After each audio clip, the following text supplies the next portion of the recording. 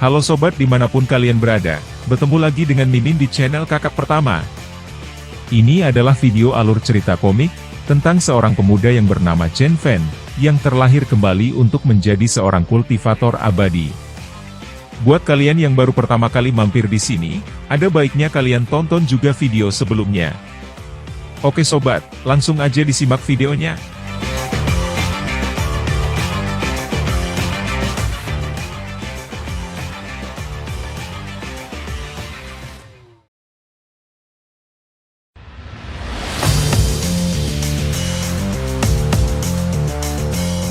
Mendengar tuan muda penyihir menyerukan namanya, Tong Shan tahu, itu adalah perintah baginya untuk menyerang Chen Fan.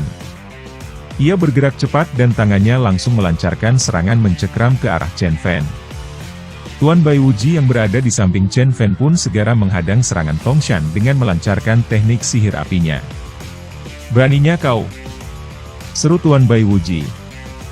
Bola api pukulan Bai Wuji meluncur menghadang terjangan Tong Shan. Segera Tong Shan merubah pukulannya dengan bertahan. Ia membuka tangannya, dan membiarkan bola api itu menghajar tubuhnya. Jas hitam yang melilit tubuh Tong Shan dengan cepat dibakar habis, dan api mulai memakan tubuh pria itu. Namun, Tong Shan tampaknya tidak merasakan sakit sama sekali. Kepalan Tong Shan kembali bergerak meninju Tuan Bai Wuji. Serangannya memiliki efisiensi yang sama dengan seorang Grandmaster. Tinjunya bergerak seperti pegas yang dilepaskan. Tuan Bai Wuji tersentak, dan menghindar ke samping dengan susah payah. "Apa yang sedang terjadi?" Yu Wenjin berseru terkejut. Tubuh Tong Shan yang tampak berotot itu masih dilalap nyala api. Api menggerogoti kemeja dan rambutnya. Namun, ketika bertemu dengan daging berwarna perunggu pria itu, api itu dengan cepat mati seperti kekurangan bahan bakar. Seolah-olah kulit Tong Shan terbuat dari logam yang telah ditanam. Ketika Tong Shan muncul kembali dari api, dia lebih mirip mesin pembunuh tak bernyawa daripada manusia. Ini adalah teknik rahasia pemurnian mayat, Bronze Armor Cadaver. Tuan muda Bai Wuji berseru dengan kaget. Ini adalah salah satu dari 3 teknik pemurnian mayat yang paling mematikan di Tiongkok, bersama dengan Iron Cadaver dan Blood Cadaver. Itu benar. Tuan muda penyihir itu berdiri dan berkata, "Tong Shan dulunya adalah seorang seniman bela diri yang kuat di Asia Tenggara. Bertahun-tahun yang lalu, dia menyinggung saya, dan sebagai gantinya, saya telah membuatnya menjadi mayat berlapis perunggu menggunakan teknik rahasia. Apakah kamu melihat otot-ototnya? Itu bukan daging di bawah kulit, melainkan perunggu murni.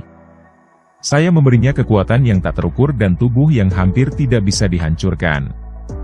Dia tidak mengenal rasa sakit atau kelelahan, dan bisa berjuang untukku selamanya. Tidak ada seniman bela diri biasa yang bisa bertahan melawannya. Dia akan sangat menyulitkan, bahkan untuk seorang guru yang transenden." Ia lalu menatap Chen Fan dan berkata, "Bagaimana menurutmu Master Chen, pria itu hebat bukan?" Nenek ular hijau dan Yu Wenjing keduanya terkejut mendengar penjelasan tuan muda penyihir.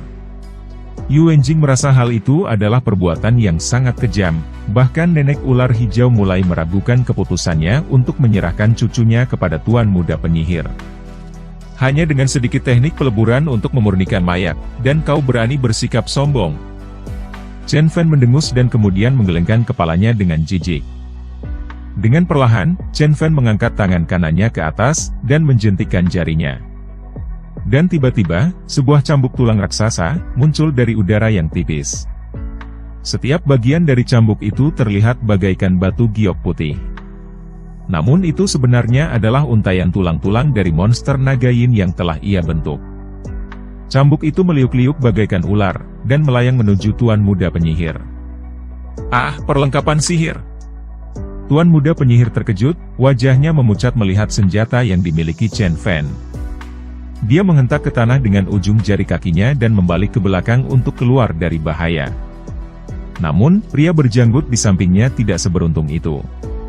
Sebelum dia tahu apa yang sedang terjadi, cambuk itu telah menghajar dan memotong pinggangnya, putus terbelah. Berhasil menghindar dari cambukan, tuan muda penyihir melirik anak buahnya yang mati terkapar. Pria berjanggut mati dengan ekspresi mata terbelalak dan mulut menganga, tetapi tanpa sempat untuk berteriak. Sekali lagi Chen Fan mengayunkan cambuk nagainya. Kali ini ia mengarahkan cambuknya kepada Tongshan. Tongshan yang pada dasarnya adalah seperti mayat hidup berjalan, tidak lagi mengenal rasa takut dan rasa sakit. Cambuk Chen Fan yang melayang ke arahnya, ditangkisnya langsung dengan menggunakan kedua tangannya. Tubuhnya langsung terbang melayang ke belakang bagaikan rudal yang ditembakkan, dan menabrak dinding tembok rumah Yuanjing. Dinding itu hancur, membentuk sebuah lubang besar. Tubuh Tongshan menggantung di atas tembok yang berlubang, dan tidak lagi bangun. Ternyata tubuhnya bahkan tidak sanggup, untuk menerima satu serangan dari cambuknya Chen Fan. Semua orang terpana dengan perkembangan itu. Tuan Bai Wuji terdiam. Dalam benaknya timbul pertanyaan. Bukankah Master Chen hanyalah master kekuatan internal? Kenapa juga dia bisa memiliki perlengkapan sihir yang luar biasa? Begitu juga dengan Sang Ben. Ia sangat terkejut dan tidak pernah menduga akan hal itu. Di dalam hatinya ia berseru. Apakah pelayan Tuan Muda Penyihir benar-benar telah dikalahkan? Padahal aku sangat mengandalkan kemampuan Tuan Muda. Untuk beberapa saat, Tuan Muda Penyihir diam dan tak bergeming. Ia melihat, bagaimana dalam sekejap, anak buah yang diandalkannya, telah dikalahkan oleh Chen Fan. Emosinya meluap naik. Kemarahan telah menguasai dirinya sampai ke ubun-ubun kepalanya. Ia berteriak dan berseru kepada Chen Fan. Aku akan menghancurkanmu. Ia lalu merogoh saku celananya, dan mengeluarkan sebuah seruling yang terbuat dari tulang. Segera ia menempelkan seruling itu ke mulutnya dan mulai meniupnya. Wajah Tuan Bai Wuji memucat. Dia ingin menyerang Tuan Muda Penyihir dan mencegahnya untuk meniup seruling itu. Tetapi itu sudah terlambat. Sebuah nada panjang dan kuno keluar dari seruling itu. Gelombang nada yang keluar dari seruling itu membuat orang yang mendengar merasa aneh dan bergidik. Tak lama, terdengar suara lolongan di kejauhan. Tiba-tiba, awan gelap menutupi matahari, dan halaman itu dengan cepat diliputi oleh suasana alam hantu. Itu adalah perlengkapan sihir pemanggil hantu penjaga wilayah. Tuan Bai Wuji berkata dengan putus asa. Seruling hantu kuno. Itu memiliki kemampuan untuk menutup matahari dan melepaskan alam hantu ke dunia ini. Tubuh nenek ular hijau bergetar hebat. Ia pernah mendengar rumor tentang seruling hantu kuno yang mengerikan. Tuan Bai Wuji pun seolah tersadar. Ia baru mengerti mengapa kelima keluarga tidak dapat menghentikan Tuan Muda Penyihir seperti yang mereka rencanakan. Ia tidak menyangka, Tuan Muda Penyihir memiliki perlengkapan sihir seruling hantu kuno. Apakah seruling hantu itu benar-benar kuat? Chen Fan duduk dengan tenang di kursinya, dan tampaknya tidak terganggu oleh bahaya di sekitarnya. Tuan Bai Wuji tidak sempat untuk menjawab pertanyaan Chen Fan. Hantu-hantu telah bergegas mengejarnya. Segera ia berteriak dan mengeluarkan segenggam jimat kertas, dan melemparkannya di sekitar dirinya. Terdengar Tuan Bai Wuji berseru. Susunan 8 pintu Dewa Api. Kumpulan jimat kertas kuning yang dilempar dari tangannya, segera melayang terbang ke atas, dan membentuk formasi bagaikan tembok api dengan 8 dinding yang mengelilingi area di sekitarnya. Ketika hantu-hantu itu mencoba menerobos untuk menyerang mereka, maka seketika hantu-hantu itu akan terbakar habis dan dengan cepat menjadi abu. Dibutuhkan banyak energi untuk melancarkan formasi susunan 8 pintu Dewa Api. Tuan Bai Wuji mencoba mempertahankan formasi itu dengan mengerahkan seluruh kemampuannya. Bai Wuji. Formasi sihir dari jimat kertas itu memang luar biasa. Sayangnya, formasi itu hanya dibuat dari susunan jimat kertas. Kira-kira berapa lama itu bisa bertahan? 3 menit? 5 menit? Hahaha. Suara Tuan Muda Penyihir terdengar dari luar formasi. Ketika susunan formasi ini hancur, kalian akan menghadapi kematian bersama hantu-hantuku ini. Dia tahu, bahwa walaupun saat ini hantu-hantunya tidak bisa menerobos formasi tersebut, namun jangka waktunya hanya sebentar. Di dalam formasi susunan 8 pintu Dewa Api, terdengar suara Yuanjing berkata, Chen Fan, apa yang harus kita lakukan sekarang? Ia menatap Chen Fan dan memegang bahunya, berharap Chen Fan bisa menolong mereka mengatasi situasi mencekam itu. Tuan Bai Wuji mulai kewalahan. Peluh membasahi tubuhnya dengan deras. Ia berkata kepada Chen Fan, "Master Chen, dia benar. Susunan saya tidak akan bertahan lama. Kita harus memikirkan cara untuk keluar dari alam hantu ini. Begitu kita keluar, kekuatannya akan sangat berkurang." Seolah-olah situasi kritis yang mereka hadapi itu biasa saja, kembali Chen Fan berkata, "Apakah seruling hantu kuno itu yang kau takutkan?" Yu Wenjing yang kesal dengan sikap cuek Chen Fan, berseru dari belakang. "Kamu nanya? Kamu bertanya-tanya? Dan kamu ya?" Sebagai pemimpin dari 6 keluarga di Barat Daya, Tuan Bai Wuji memiliki kesabaran lebih dari kebanyakan orang. Dia menekan rasa cemasnya dan menjelaskan dengan cepat. Seruling kuno itu adalah salah satu dari 3 perlengkapan sihir untuk menjaga wilayah. Katanya, seruling itu dibuat oleh Tuan Penyihir generasi pertama, dengan membuatnya dari tulang rusuk hantu abadi. Seruling itu mempunyai aura iblis, dan mengendalikan hantu yang tak terhitung jumlahnya. Dikatakan, bahwa jika seorang abadi dengan kekuatan supranatural yang kuat menggunakan seruling itu, maka seruling itu akan memanggil para hantu dan membuatnya bergerak seperti sebuah pasukan. Hahaha. Hei Bai Wuji. Kamu mengenal aku dengan cukup baik. Tetapi apakah Anda benar-benar berpikir bahwa Anda dan kelompok Anda dapat menembus barisan para hantu ini? Bermimpilah, kata Tuan Muda Penyihir sambil tertawa meremehkan. Apakah benar begitu? Chen Fan tersenyum, lalu melambaikan tangan kanannya, memanggil cambuk tulang monster ular yin sekali lagi. Cambuk panjang yang terbuat dari tulang seperti batu giok menyapu udara. Kali ini, penampakan ular yin jauh lebih terlihat daripada terakhir kali. Hanya dengan satu cambukan yang keras, barisan hantu langsung kocar-kacir. Sebagian besar hancur dan selebihnya melarikan diri. Hantu yang hancur oleh cambuk, jiwanya langsung diserap oleh cambuk tulang monster ular yin. Dalam satu gerakan, Chen Fan telah membuka langit yang gelap, dan membiarkan sinar matahari masuk kembali ke dimensi dunia lain tempat mereka terperangkap. Tuan Muda Penyihir terkejut. Dia tidak menduga, perlengkapan sihir Chen Fan dapat menelan dan menyerap jiwa. Begitu suasana alam hantu robek dan hancur, dengan cepat mereka menemukan Tuan Muda Penyihir yang bersembunyi di sudut ruangan, sambil memegang seruling hantu kuno. Chen Fan kembali menggulung cambuk tulang di pergelangan tangannya. Ia kembali duduk di kursinya dan berkata kepada Tuan Muda Penyihir, "Teknik sihirmu tidak begitu mengesankan. Aku bisa membunuhmu tanpa menggerakkan tanganku. Aku akan memberimu satu kesempatan lagi. Jika kau datang kepadaku dan menerima kematianmu sendiri, aku tidak akan membahayakan keluargamu. Tetapi jika tidak, aku akan memastikan bahwa garis keturunanmu akan berakhir di dirimu." Perkataan Chen Fan seketika membuat darah Tuan Muda Penyihir mendidih. Ia lalu berteriak dengan penuh kemarahan. "Aku yang berkuasa di bagian barat daya. Aku adalah pemimpin di wilayahku. Kenapa aku harus tunduk dan menerima penghinaan darimu?" Ia lalu mengarahkan ujung seruling yang runcing ke arah dirinya sendiri dan menusuk ke dalam dadanya. "Aku akan menggunakan darahku sendiri sebagai tumbal." Suaranya terdengar lirih karena menahan rasa sakit di dadanya.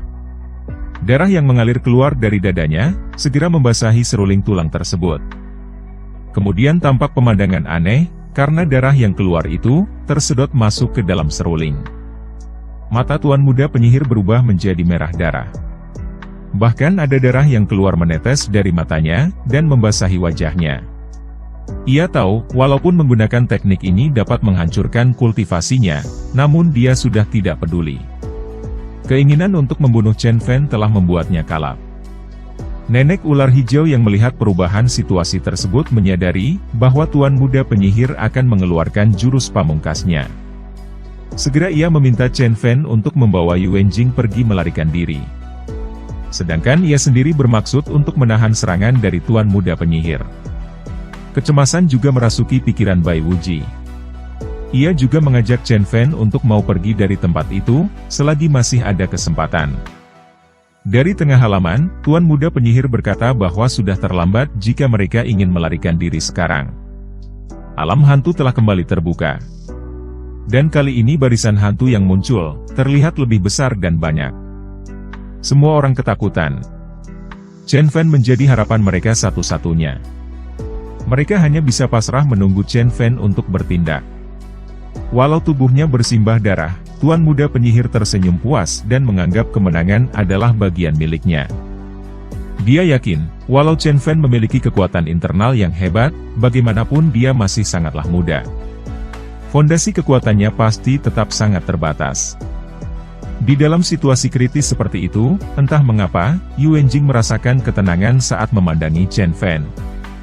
Ia tidak takut akan dibunuh oleh barisan para hantu tersebut. Asalkan bisa mati bersama Chen Fan, ia akan merasa bahagia.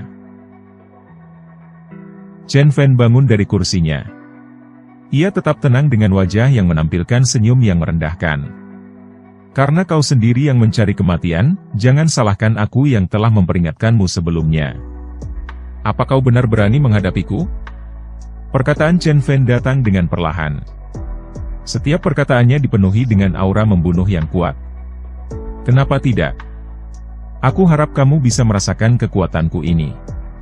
Aku akan mencabik-cabikmu, sepotong demi sepotong, dan memberi makan jiwamu kepada hantu-hantuku.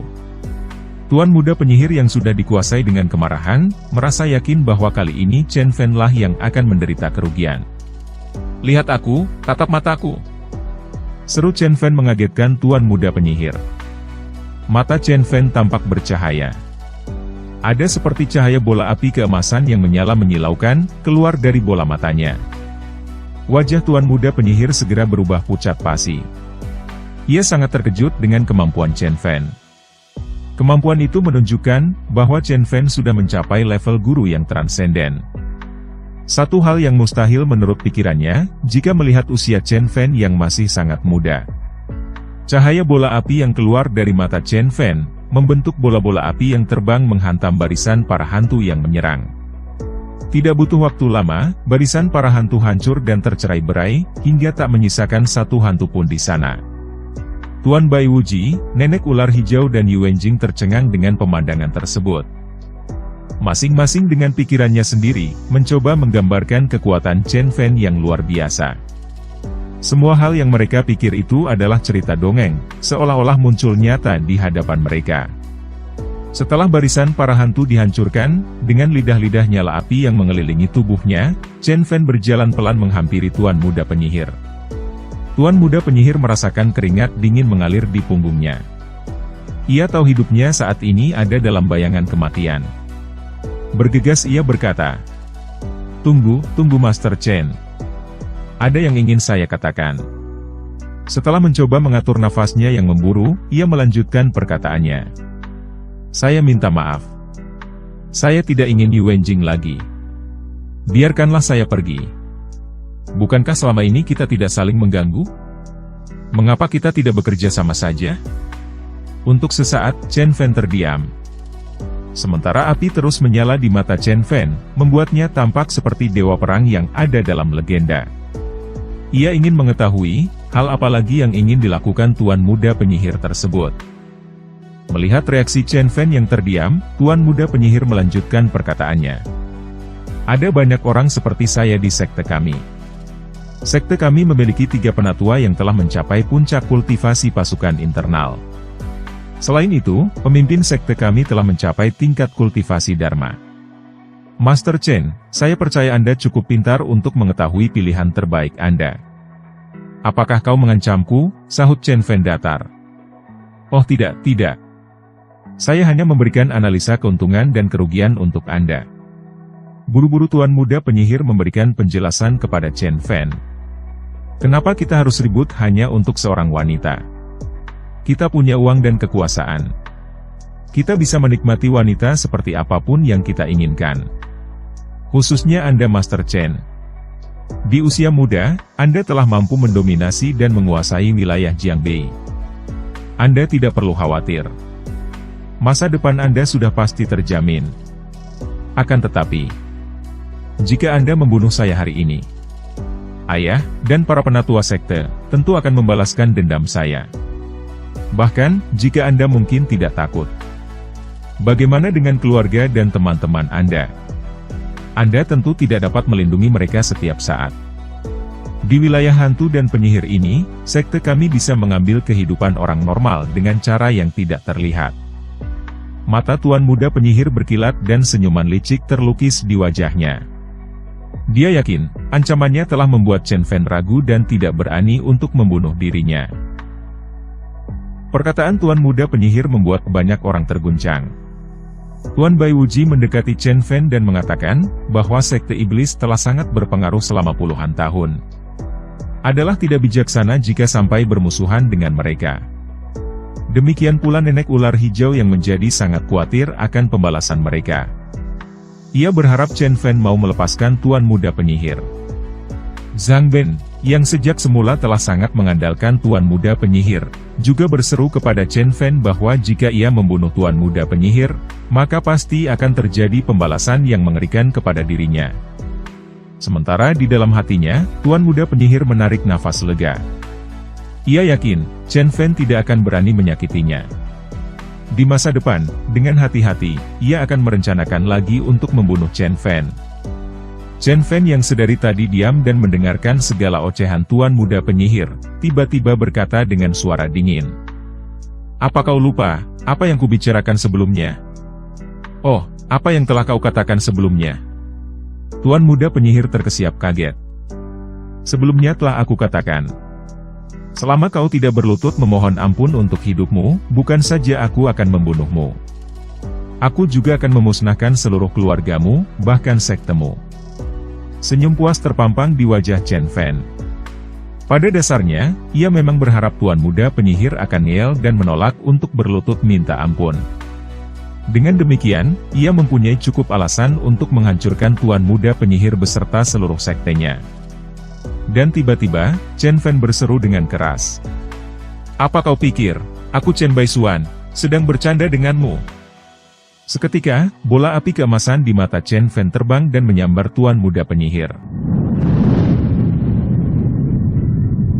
Tanpa sempat menghindar, seluruh tubuh tuan muda penyihir telah dikelilingi oleh api keemasan tersebut. Berani sekali kau. Tuan muda penyihir panik, dan bergegas untuk mundur. Ia mencoba mengumpulkan energinya yang tersisa untuk melawan. Namun, perlawanannya itu sia-sia. Api keemasan telah menelannya dalam sekejap. Tidak! Tuan muda mulai berteriak. Api menjilatnya bersih dari pakaian, rambut, dan kukunya sebelum mulai menggerogoti daging dan tulangnya. Setiap inci kulitnya terbakar, dan panasnya mendidih, menguapkannya ke udara tipis. Adegan mengerikan itu sangat menakutkan semua orang. Bahkan setelah tubuh tuan muda penyihir itu menjadi abu, api masih terus menyala. Di dalam nyala api yang menari-nari, orang bisa melihat penampakan sosok orang yang sedang berjuang dalam penderitaan. Bukankah itu jiwanya? Tubuh Bai Wuji bergetar tak terkendali, saat ketakutan mencengkeram hatinya. Api keemasan Chen Fan ternyata bukan hanya dapat membakar tubuh daging, tetapi juga dapat melahap jiwa seseorang. Apakah itu yang disebut penghancuran total? Dan, demikianlah akhir dari video alur cerita komik pada episode kali ini. Terima kasih buat kalian yang sudah menonton video ini sampai selesai. Sampai bertemu lagi ya, di video-video kakak pertama lainnya.